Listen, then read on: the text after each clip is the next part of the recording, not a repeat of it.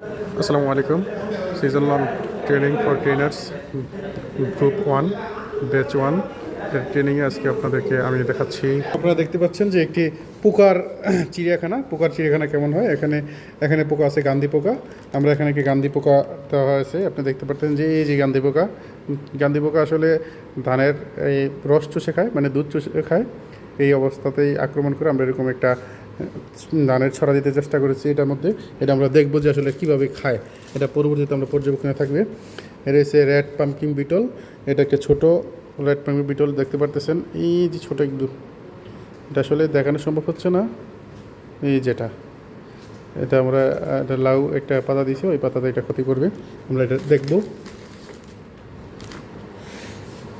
Damson fly, এটা একটি উপকারী পোকা।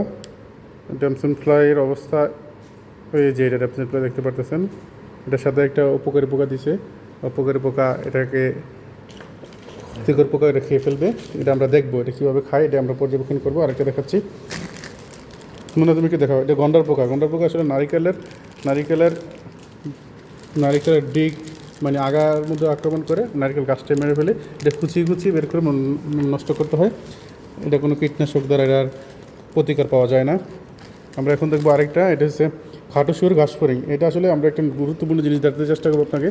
এই দেখেন একটা ধান গাছের দুই পাশ দিয়ে খেয়ে ফেলছে। এই রয়েছে এই খাটো শুয়োর ঘাস ফড়িং, করাতের মতো করে খায়, দুই পাশেই খেয়েছে।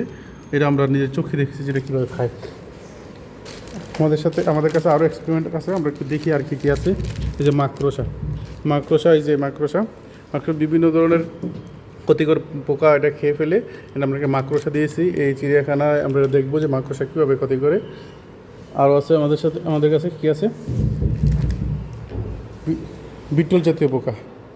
এই যেটি বিটল জাতীয় পোকা, আসলে এই পোকাটার মধ্যে একটি গুরুত্বপূর্ণ মেসেজ রয়েছে। এটা একটি নিরপেক্ষ পোকা।